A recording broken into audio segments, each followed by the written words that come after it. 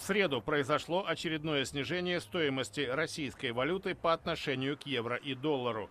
На утренних торгах на московской бирже за европейскую денежную единицу давали больше 80 рублей, к середине дня 79.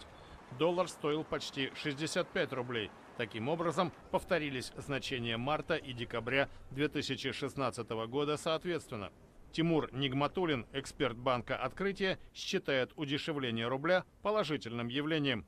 Сейчас инфляция составляет 2,3%. Если судить о динамике год к году, Центробанк таргетирует 4% год к году. То есть инфляция ниже таргета ЦБ. И ослабление рубля даже немного поможет достичь таргета 4%.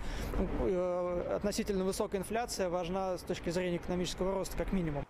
Официальный курс, установленный Банком России на 12 апреля, чуть больше 64 рублей за доллар и 79 рублей 20 копеек за евро. Смена цифр на табло обменных пунктов не слишком волнует москвичей Дениса Воронина и Ольгу. Серьезно, никак, в принципе. Следим за новостями, да, там, что повышается, падает. Никаких изменений-то прям таких вот, что проснулся с утра и прям что-то резко изменилось или там жизнь поменялась, такого не вижу. И меня это уже не так беспокоит, я думаю, людей тоже должно уже не так беспокоить. Обычное дело.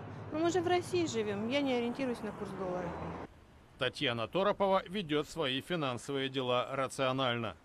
В одну банку кладу рубли, в другую банку кладу доллары, а в третью банку кладу евро. Пока жива. Судьбы страны и ее экономики не безразличны Тимуру Гавришеву. Заботы родного государства – это наши заботы. Поэтому надеемся, что будет развиваться и производство, мы станем более конкурентоспособными.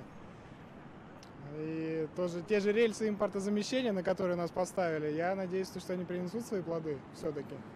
Объявленные в пятницу санкции Министерства финансов США в отношении группы российских магнатов, чиновников и компаний привели в понедельник к резкому снижению котировок на биржах. Во вторник фондовый рынок стабилизировался, но курс рубля продолжал падение, главным образом из-за того, что инвесторы начали избавляться от российских активов.